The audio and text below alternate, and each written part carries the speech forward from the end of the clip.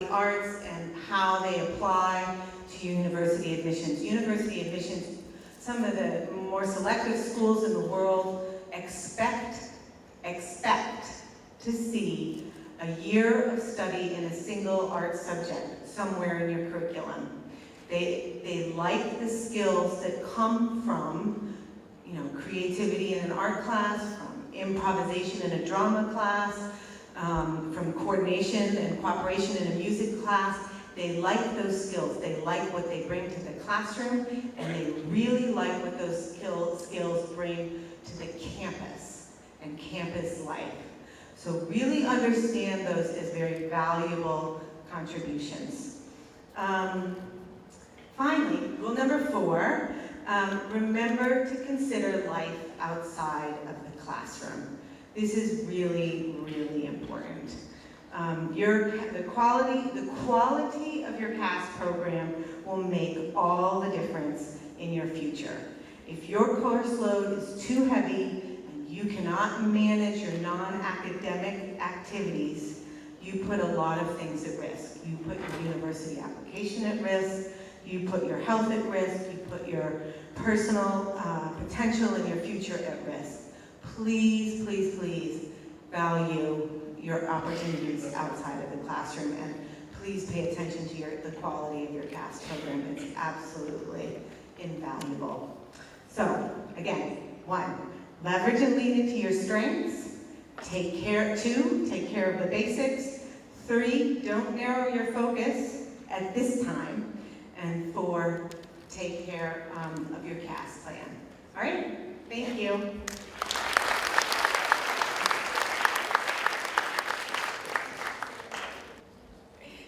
Thank you. I'd just like to introduce you now to our leaders of learning for our different groups. So we'll start with Group 1, Wayne Howard.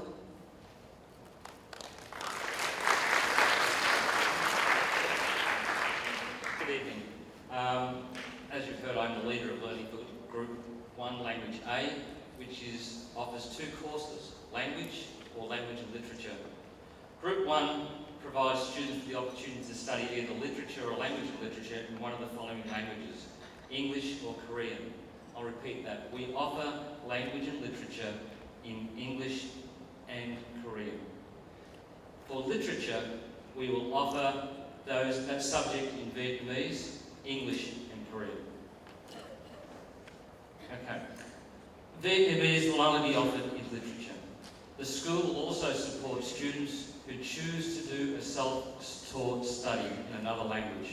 So if either of those subjects, Korean, Vietnamese or English, is not the best choice for you, you may study a Group 1 subject, a language subject, in your own language. You'll have to find someone to support you, and the school will supervise the study. So that is available to you. The challenge for students doing Language A is to choose their best language.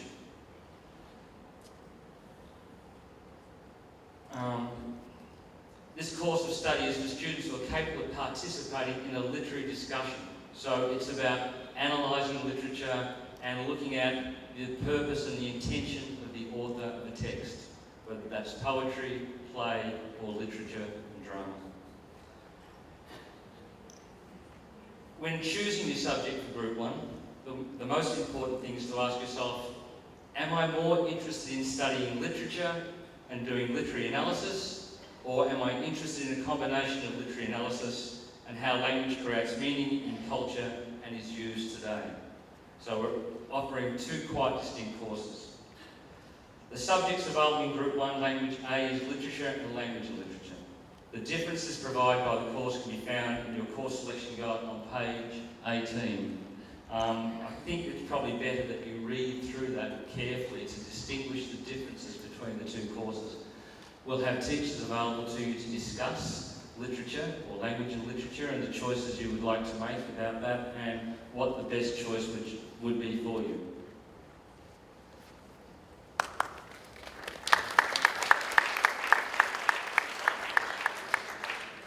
Good evening, everyone. My name is Andres Lopez, and I'm the Language B leader of learning.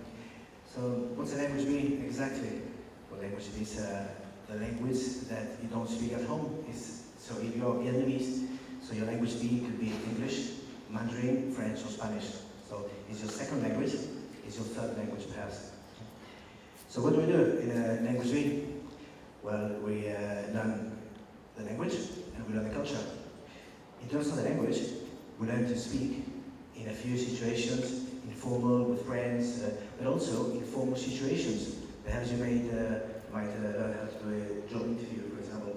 So we learn how to read articles at high level. We also learn to read literature, and we also learn how to write in the language at all levels. Again, formal letters for work, literature as well, informal letters or even Facebook messages. So it's a very, very useful course for your future career, but at the same time, it's very practical in order to make friends or socialize in France, China, or Spain. So we offer 3 courses. We offer ab initio. So ab initio means from scratch.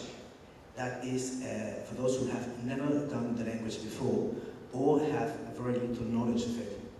So perhaps to a maximum of 2 years. But the idea, well, we're going to start from the very basics in the first lesson, so it's for beginners. We offer ab initio for in Spanish and perhaps Mandarin as well next year, but that depends on numbers. Then we also offer language B at standard level and high level. Language B, at the moment we're offering English, French, and Mandarin. So at the high level, they also do literature. I think the reason why I really like teaching this course is because it's very, very balanced. So it has, on one hand, it's very fun, it's very creative. You may have heard people singing songs in the lessons and all that, but at the same time, it's very, very practical. It's going to give you all the tools that you might need if you want to find a job in China, in France, or in Spain. So it's very, very balanced. It's got literature, it's got culture, it's got language in all situations. So, and I'm very keen to teach the culture as well, the countries. I think these languages are a door to another world, so it's very aligned with the intercultural mindedness of the IB as well. So we teach the culture in terms of the cinema, the everyday life, how to interact with people in France, in all these countries. It's very, very interesting. As I said, very balanced, practical and fun. So thanks very much for coming, and I look forward to meeting you later. Thank you.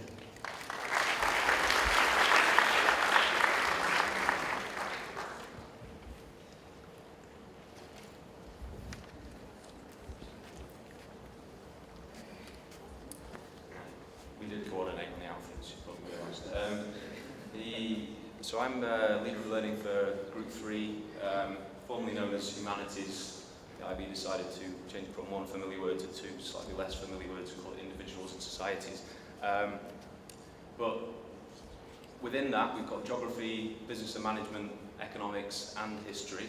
So there's obviously a range of choices there. The kind of things that we would do in those subjects, we've taken particular care to reorganise the grade 10 curriculum this year. So the grade 10s this year will be much, well, as best prepared as any history grade 10 have ever been to go into to grade 11 and to understand exactly what's happening, regardless of their choice, because within the grade 10 curriculum, there's been elements of all these 4 courses put in there to make sure that everyone's best prepared. Humanities, as I'm sure you're probably aware, is about understanding the world that we live in, about history, how we got here today, specific things that are going on in the world, essentially everything that's going on in the news and understanding it in a great depth, but also thinking about understanding the future and bringing clarity to the future in what's essentially, what we all know is a world that's becoming increasingly complicated. So deal with a lot of issues. I mean, the grade 10s will know that the kind of things we're covering, they're not very light subject, they're very heavy in terms of the things that we, ethics and morals and things like human rights and, you know, stuff that really means things, stuff that really will change lives. If we can understand them, we can make things better. I think when I was going through school, especially because I'm a specialist in geography, I found that there was a sort of a negative angle, just looking at problems and just, okay, the world's, you know, there's problems with the world. The focus with this is very, very positive. We've solved a lot of problems as humans, we can solve more problems. So there's a lot of choice within that. Yeah, so the prerequisites for doing it, obviously, grade 10 humanities. So if you've got any further questions to ask, come across and have a word. But there's a lot of variety within the subject, so I strongly recommend that you do ask a lot of questions. And like I say to all my students, you shouldn't choose the subject that your teacher really wants you to choose. You should choose the subject, as Casey said, that you're good at, but also the one that you feel is right for you. So ask the questions to make sure you can make the right choice for you. Yeah? Okay, thanks for your time.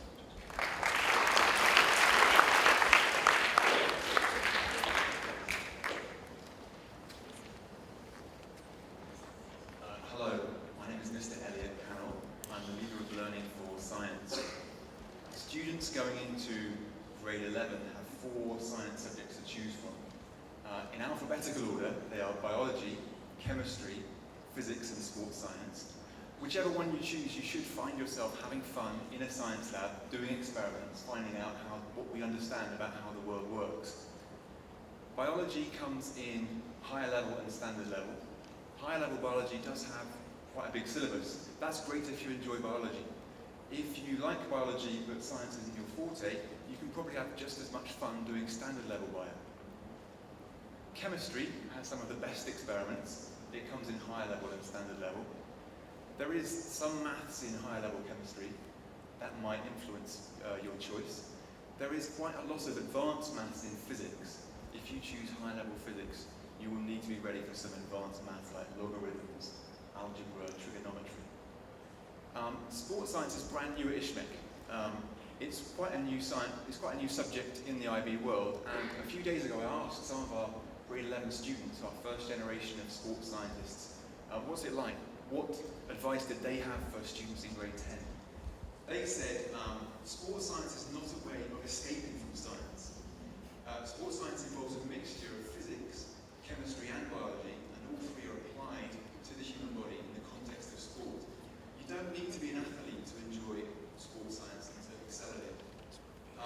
You can do 2 sciences as long as one of the sciences is chemistry. You can do biology with chemistry, physics with chemistry, or sports science with chemistry.